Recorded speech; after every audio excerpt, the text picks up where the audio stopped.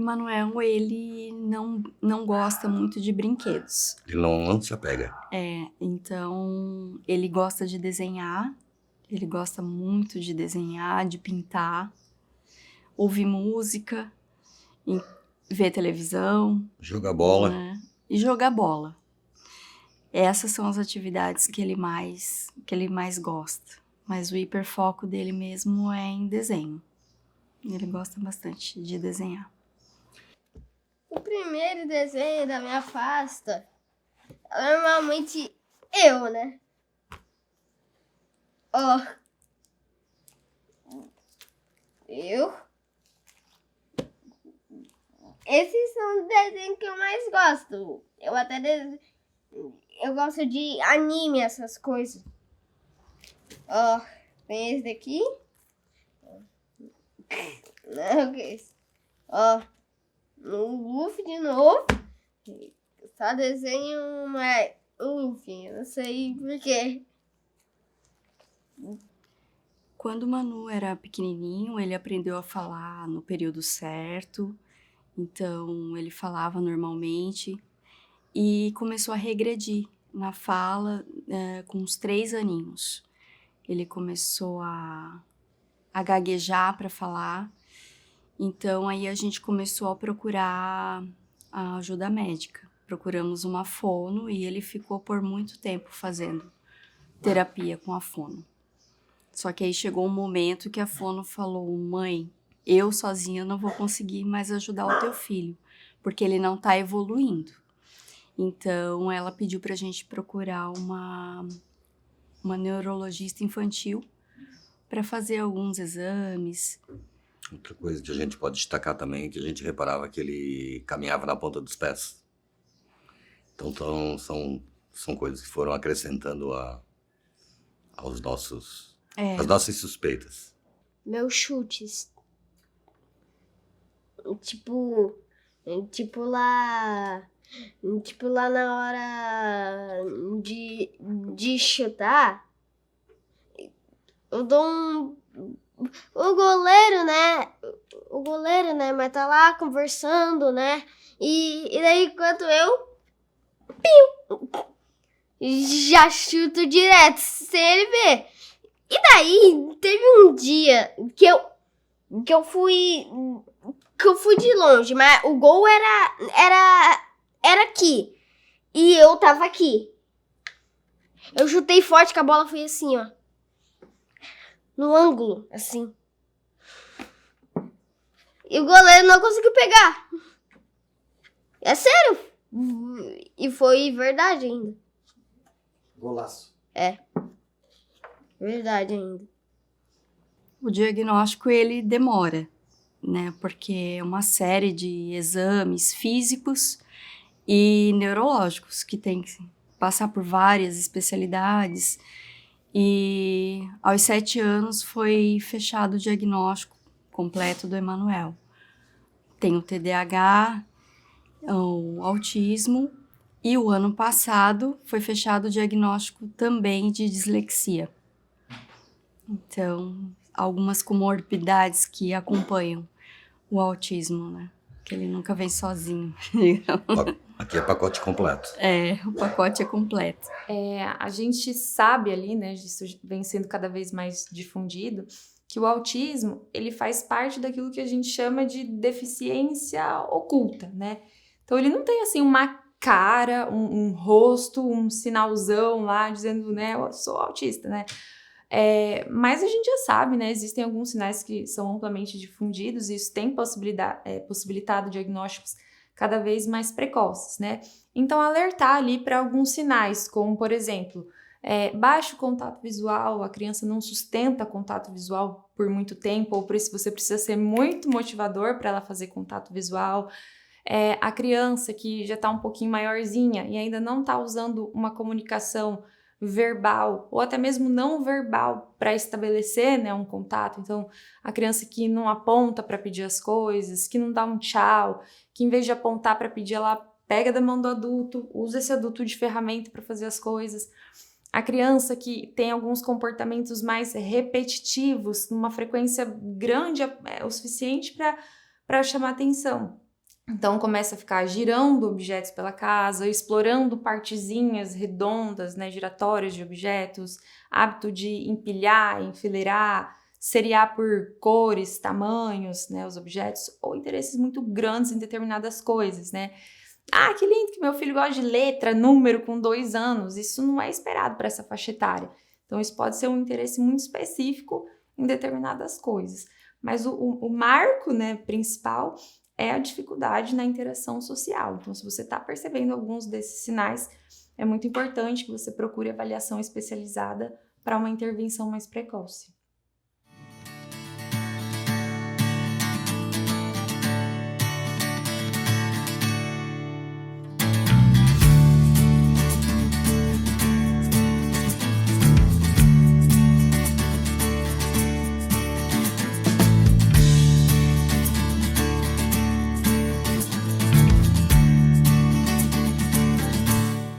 Então, o Cauã, ele teve um desenvolvimento até então normal, ele engatinhou, ele andou com 1 ano de idade, só que quando foi a pandemia, a gente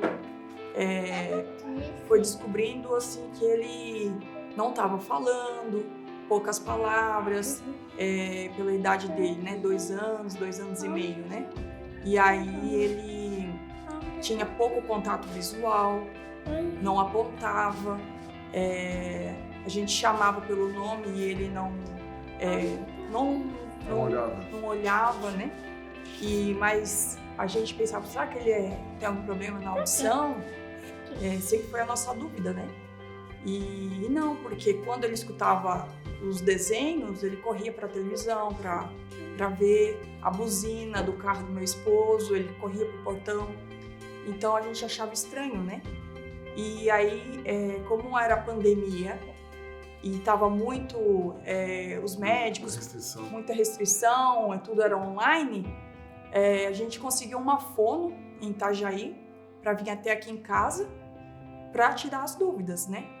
Aí ela sentou com ele no chão, começou a brincar e aí ela deu praticamente um diagnóstico, né? Mas um que aí foi o neuro mesmo que deu o diagnóstico.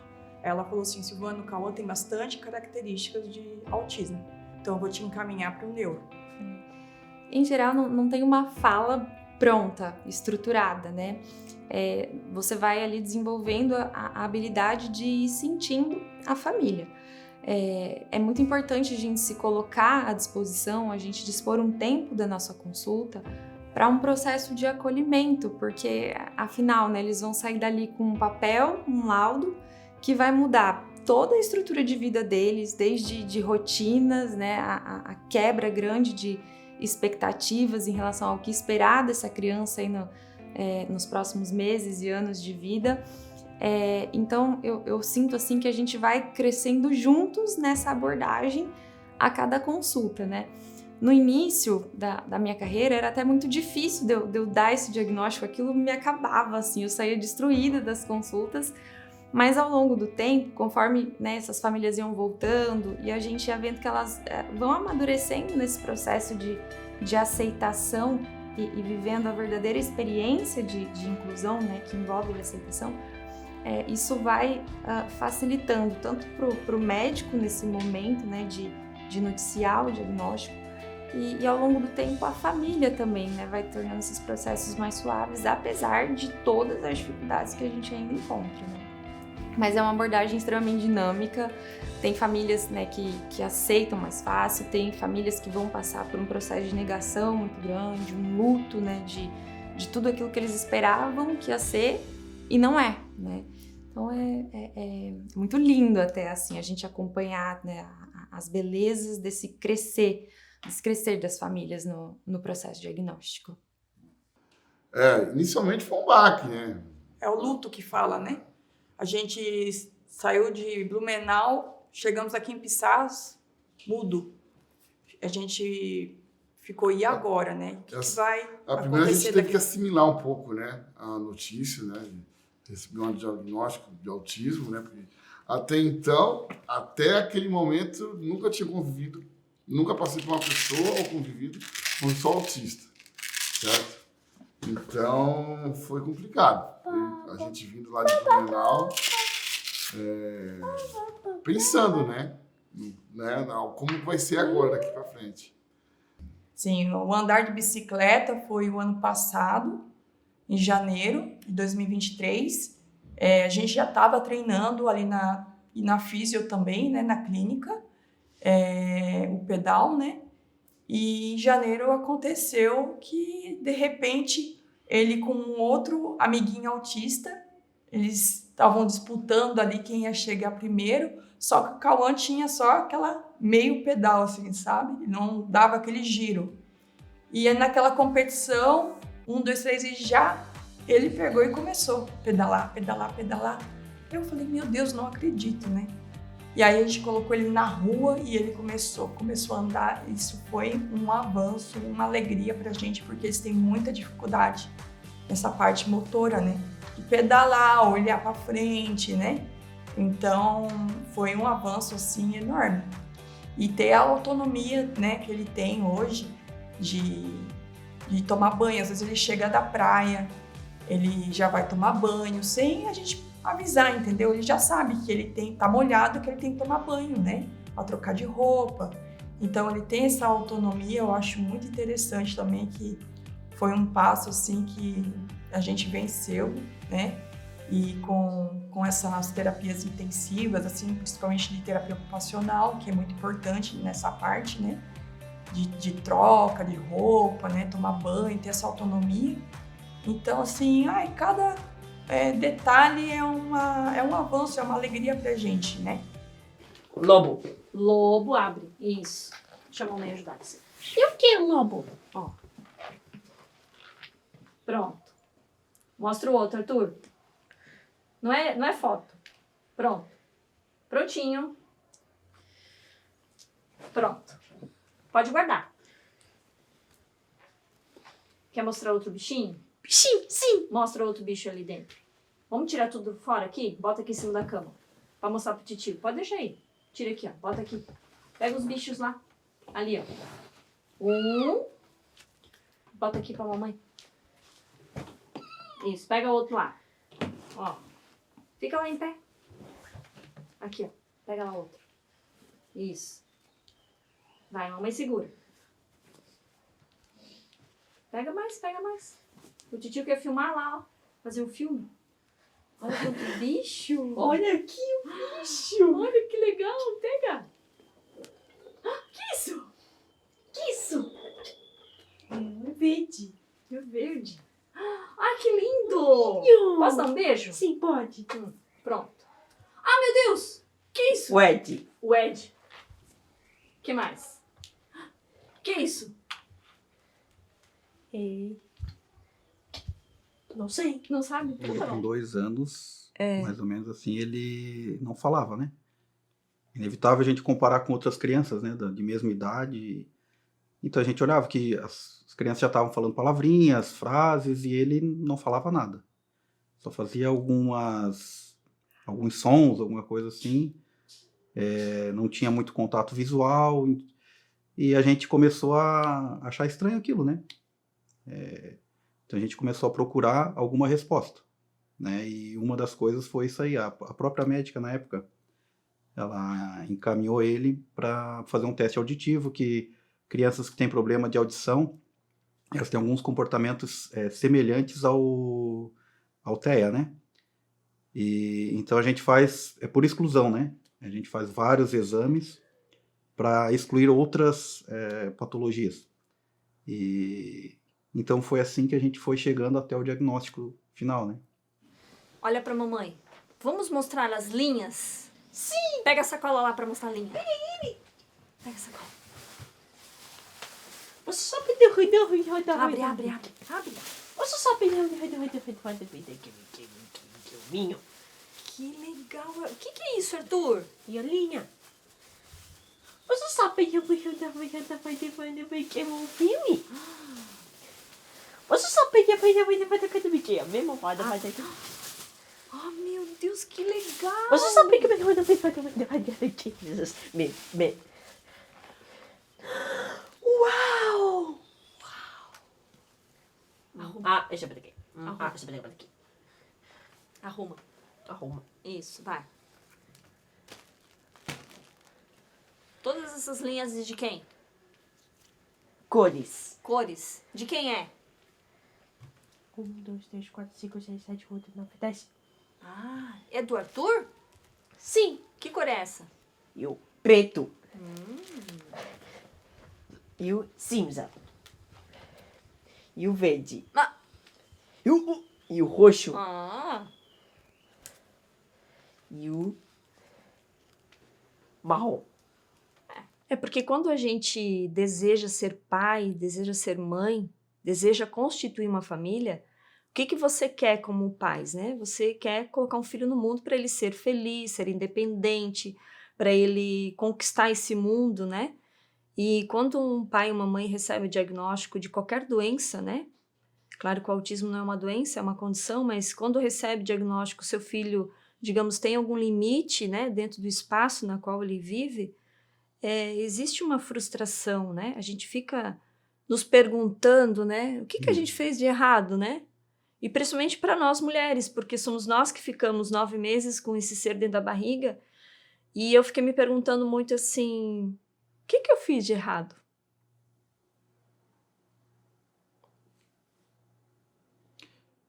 O que a gente vê assim por óbvio, quebra uma expectativa, né? Você ao ter um filho, você tem a expectativa, como ela falou, né? Da independência dele, de um dia ter seus netos, e conforme vai chegando esse diagnóstico, quebra essa expectativa. Só que a expectativa é um sentimento teu, né? Então você tem que engolir isso, você tem que criar o teu filho que Deus te deu. Ele te deu daquela forma, entendeu? E hoje, assim, eu até converso com meus amigos que têm filhos que não têm nenhum tipo de diagnóstico assim,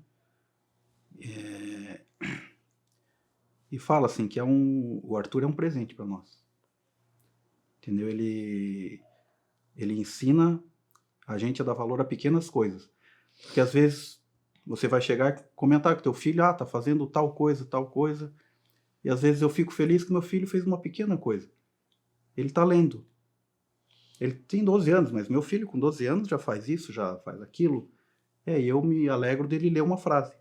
Entendeu? São pequenas coisas, às vezes, que o Arthur me faz dar valor, né?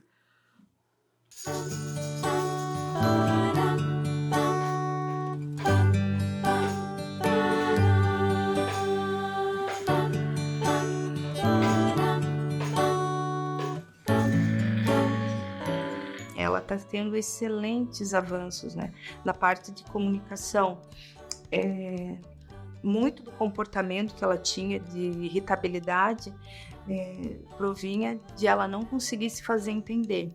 Então, quando começamos a comunicação alternativa com ela no passado, a comunicação alternativa trouxe essa liberdade para ela. Ela consegue dizer quando ela quer ir no banheiro, quando ela quer comer pão de queijo, quando ela quer comer carne, quando ela quer comer orelhinha de gato. Claro que algumas comidas a gente bota oculto ali, porque senão ela quer todo dia, que nem bota sushi ali, ela quer todo dia. Então a gente deixa oculto, deixa só o basiquinho do dia a dia. Mas imagine que ela ficou muito mais tranquila quando ela conseguiu se expressar através daquilo ali. E é muito legal que ela pede para ir embora, ela pede para ver pessoas quando ela tá com saudade, porque ali tem a foto dos amigos, dos parentes.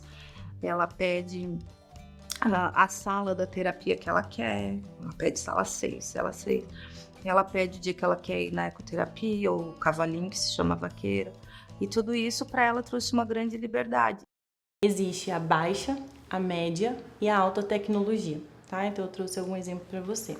A baixa tecnologia, ela tem baixo custo, né? Então esse aqui, por exemplo, eu que fiz esse crachá, pensando nas crianças que vão para a escola ou vêm aqui para o consultório e aí querem comunicar algo básico. Estou com calor, estou com fome, com sede, estou doente, quero a minha mãe, quero ir ao banheiro, né? Então eles podem se comunicar dessa maneira com um crachá, com um bracelete, com uma prancha de comunicação. E uma das minhas grandes expectativas como mãe era, meu Deus, queria tanto que ela falasse mamãe. E cheguei a sonhar muitas vezes com isso. Depois passei a me sentir culpada de desejar isso. Meu Deus, mas por que eu estou desejando? Se eu tenho que ter amor só incondicional, não tem que esperar nada em troca, mas lá no fundo tu deseja. E o dia que ela escreveu, né, mamãe no iPad, e tem ali, eu amo você, e ela juntou as duas coisas, isso foi muito legal.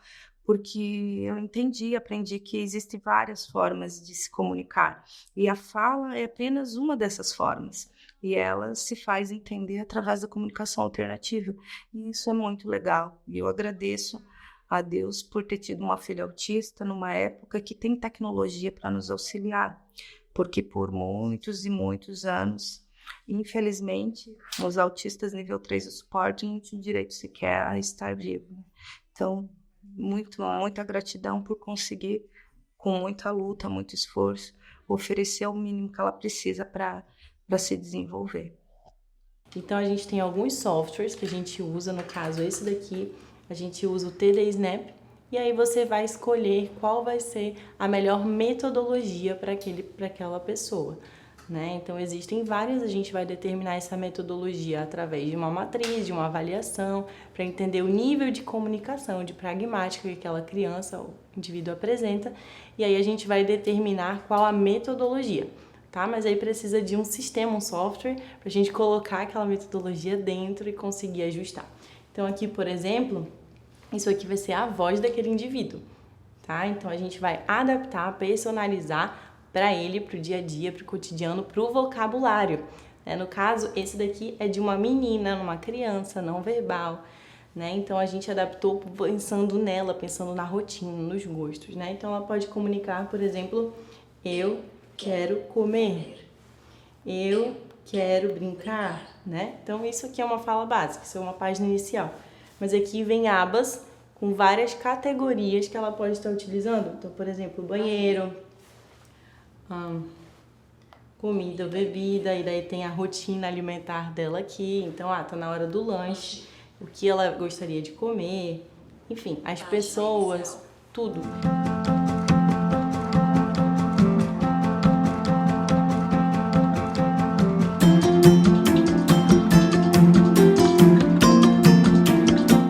Como eu falei, eu gosto de rotina, né? Então, o começo, para mim, é o mais difícil.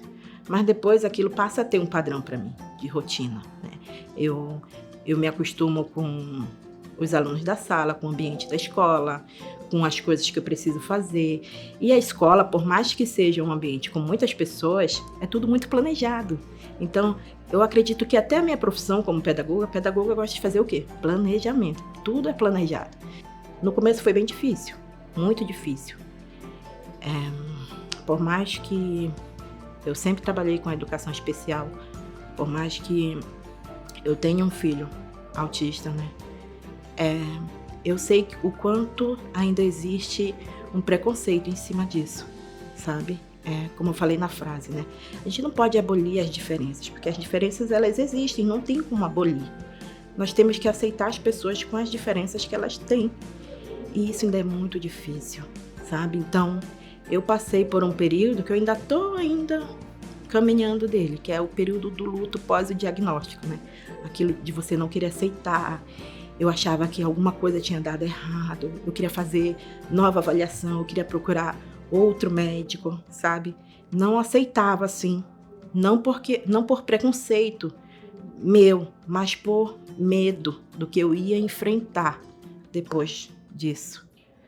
Mas em relação às questões emocionais envolvidas, de uma aceitação ou de uma não aceitação, isso é atravessado por questões da história dele e não da história do autismo. É muito mais sobre a história dele, do pai e da mãe, né? O quanto que ele tem resiliência para enfrentar isso, o quanto de expectativa que ele botou sobre essa maternidade, sobre essa paternidade, o quanto que ele tem uma rede de apoio ou não. São esses fatores que são mais pessoais que atravessam essa aceitação ou essa não aceitação. Eu me senti muito culpada, né? A minha filha, o Lucas tem 25, a minha filha tem 23 anos. Ela também está em investigação. E eu me senti bastante culpada, né? Porque você pensa assim, você sabe que existem 2 tipos de autismo. genético e o hereditário, né?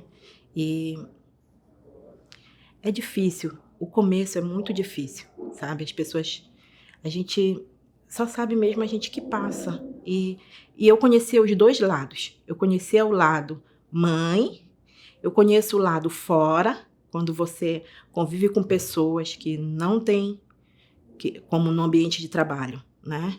E que não tem parentes ou ninguém com alguma deficiência. Então, eu conheço as falas das pessoas quando não tem um deficiente presente, porque durante muito tempo ninguém sabia que eu era. Então, isso tudo me feriu muito, sabe? De saber de que eu ia passar por isso também.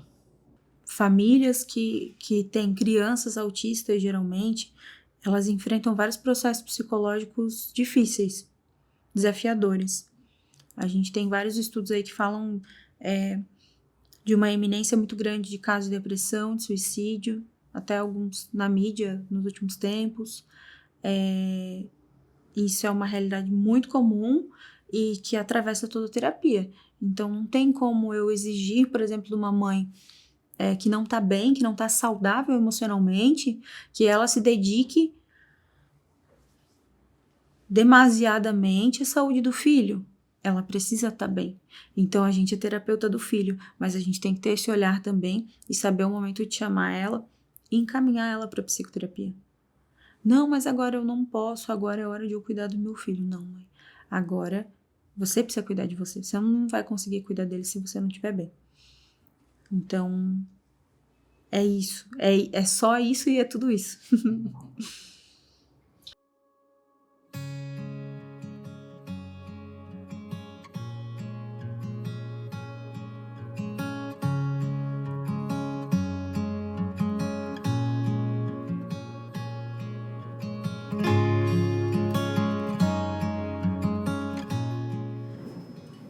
Surgiu há muitos anos atrás, quando eu fui fazer um passeio em Curitiba. Eu vi as capivaras pela primeira vez e foi, acho que, paixão à primeira vista. Ela tava tão em paz, tão tranquila. Tinha tantas pessoas em volta, tanto barulho, tanta confusão, e ela tava tranquila, assim, tão indiferente àquilo tudo, deitadinha na dela. E foi um momento, assim, acho que quase de conexão, assim, e eu nunca esqueci. Depois daquilo eu passei a pesquisar a respeito, e virou parte da minha rotina do dia a dia, falar sobre capivaras, e é isso, acabou que entrou pra minha vida. Capivaras. Era difícil no começo, porque talvez eu não aceitasse bem o diagnóstico no começo. Eu achei que era muito estranho me aceitar como uma pessoa com deficiência. Mas isso durou muito pouco, porque a sensação de alívio veio rápido. Eu percebi que existem tantas outras pessoas com as quais hoje em dia eu posso conversar a respeito do assunto e que são muito parecidas comigo e que a gente pode trocar figurinhas a respeito disso, que eu não me sinto mais aquele alienígena que eu me senti a vida inteira, deslocada, sem ter um espaço onde eu pudesse realmente me encontrar, né? Então, foi muito bom. O diagnóstico realmente me ajudou com isso. É uma vida inteira onde você se sente perdido, e eu acho que existem tantas outras pessoas ainda que têm esse diagnóstico pendente e que estão por aí se sentindo tão perdidos quanto eu me sentia, e que deveriam buscar esse diagnóstico e às vezes ficam esperando e adiando porque não querem se sentir como uma pessoa com deficiência. E, no entanto, isso só é positivo, só ajuda a gente a se sentir mais confortável e se conhecer. Eu acho que a gente tem muito essa ideia, né, do filho perfeito, e a gente tem uma ideia pré-concebida de perfeição, né? Esse conceito de normalidade, né, já é um conceito também bastante antigo, que vem lá do conceito de curva de Gauss, né, um conceito extremamente muito antigo. Então a gente, quando vê essas crianças, né, querendo colocá-las ali numa expectativa de que todas elas, agora ela vai falar, agora ela vai correr, agora ela vai fazer isso, aí vai arrumar uma profissão e vai ser bom nisso. A gente cria, né, tudo isso, né, essa pressão em cima dos nossos filhos, né? E esse é o nosso preço, como você comentou ali, cultural. A gente vem do modelo cultural de poder de compra e de venda, e a gente perde esse parâmetro quando a gente está falando de uma criança autista, né? Então, acho que um caminho para isso seria a gente avançar em processo de psicoeducação, porque quando eu pergunto às vezes em consultório, mas o que você acha que é o autismo para um pai, que às vezes um pai, uma mãe ali começa, né, a chorar e eles não sabem dizer, eles não sabem nem o porquê, assim, exatamente que eles estão chorando, mas o simples fato daquele filho perfeito ter agora ali um nomezinho que você vai ter que explicar isso para as pessoas e aquilo não pegar bem aos olhos da sociedade, aquilo ali já faz a gente perder o rebolado ali da situação, né? Então, eu acho que tem muito que a gente caminhar em termos de psicoeducação. O autismo é uma coisa que cada um de nós aqui dentro possivelmente vai ter que lidar com isso em algum momento. Na última estatística do CDC, a prevalência era de 1 para cada 36 crianças. Então, se não for o seu filho, vai ser o colega do seu filho, vai ser o seu vizinho, vai ser o seu sobrinho. Em algum momento, todos nós vamos ter que estar preparados para isso. E a gente, aos pouquinhos, né, desconstruindo essa ideia de normal, né, de normalização, para a gente também receber, conceber e possibilitar a presença do neurodiverso em sociedade. Essa estratégia do masking é uma habilidade que a gente adquire ao longo da vida para conseguir conviver melhor, eu acredito. E assim, para conviver na escola, para conviver no trabalho e tudo mais. Isso também gera um desgaste grande. Eu lembro por diversas vezes de ficar observando outras pessoas para ver como que a pessoa agia, como que ela se expressava, de que maneira ela reagia em determinadas situações, para poder agir daquela forma também. A partir do momento que eu tirei a minha carteira de motorista, eu parava o carro no centro da cidade só para poder ficar observando as pessoas e os trejeitos das pessoas, porque é uma maneira, uma estratégia de você ver como elas agem para você absorver aquilo, para você aprender aquilo. E de fato a gente aprende. Tanto quanto você aprende a lidar com a literalidade, que hoje em dia já não é uma dificuldade tão grande, quando as pessoas agem com sarcasmo comigo. Muita coisa eu aprendi ao longo da vida, que hoje eu vejo, que lá atrás eu não entendia, eu não sabia o que significava, e agora eu sei. Às vezes coisas que eu não sei eu pesquiso no Google, ou pergunto pra minha mãe. Mas a gente vai aprendendo, e daí, quando acontece novamente, você sabe. São dois pontos diferentes. Um é, as pessoas têm dificuldade realmente em lidar com atípicos. E o segundo ponto é, a gente precisa diferenciar essa falta de necessidade de contato que eu tenho de dizer que, no caso, o autista não sente, ele não tem sentimentos, ou ele é frio, que tem esse estereótipo, esse julgamento. que não é verdade. Ah, eu tenho uma amizade, mas realmente a gente é amiga, eu tenho sentimento de amizade por ela, assim como eu tenho pelos meus pais, pelos meus irmãos. Várias vezes eu já ouvi, mas você é fria, mas é porque eu não sei expressar muito o que eu sinto.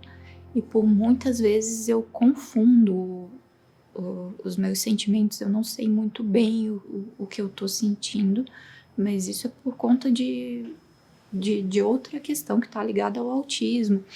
Então é difícil para alguns autistas que lidam com isso expressar o que sente. E aí são taxados de pessoas frias e tudo mais, mas não significa que não sentem.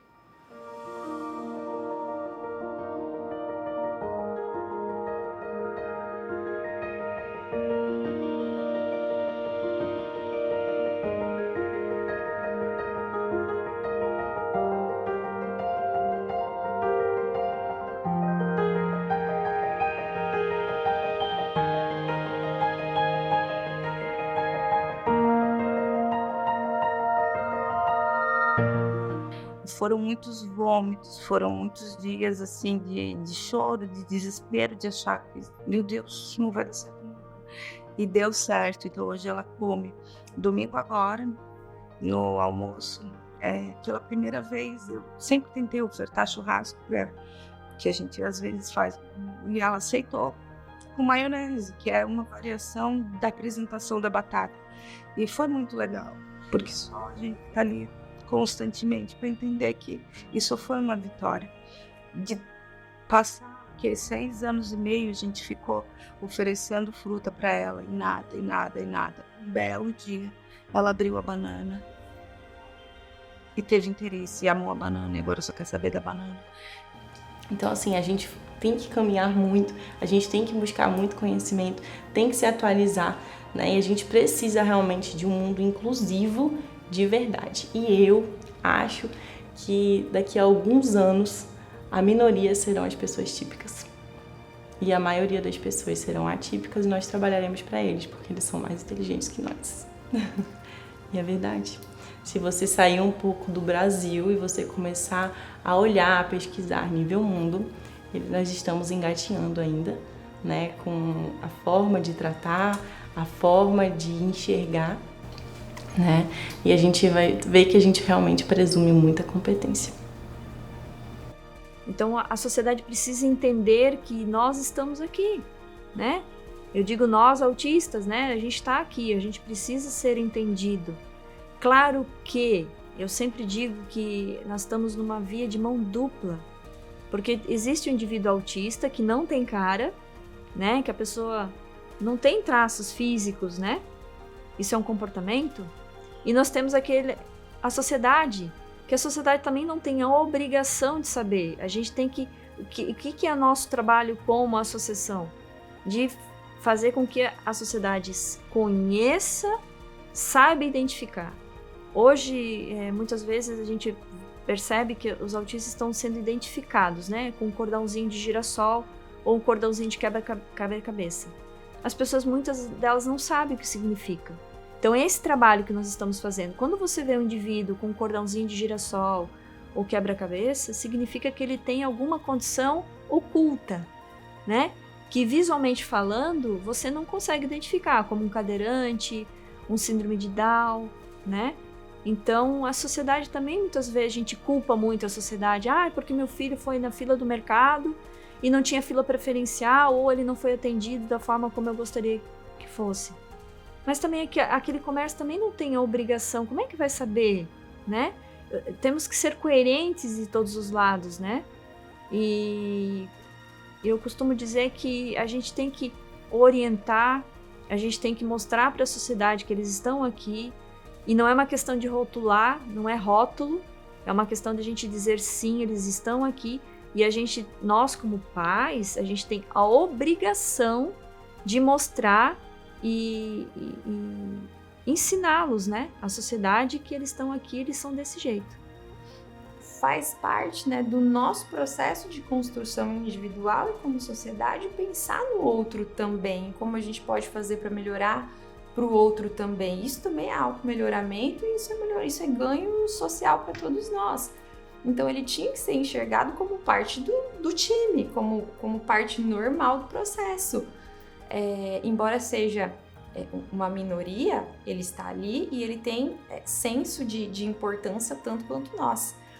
É passinho de formiguinha, é paciência, é carinho, é atenção, é amor. O amor, ele transforma. Então eu digo que vai, tenha paciência que esse dia vai chegar. A cerejinha do bolo tá ali, ó. Vai acontecer. É só questão de... Dá o tempo ao tempo. E com as terapias, né, intensificadas, vai dar tudo certo. Então, paciência e muito amor, que tudo vai se resolver.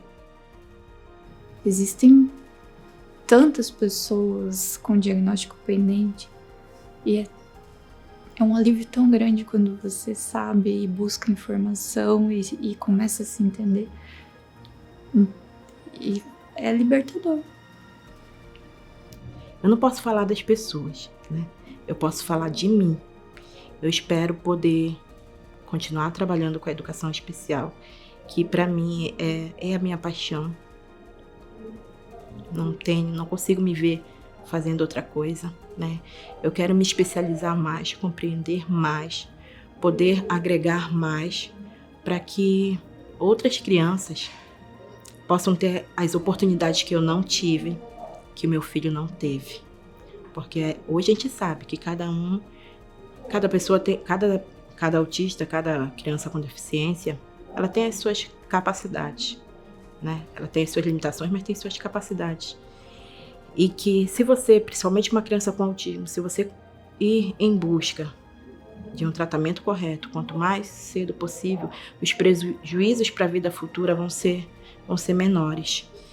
A gente vê as mães, principalmente lá na clínica, sabe? Sobrevivendo. Só sobrevivendo pro filho.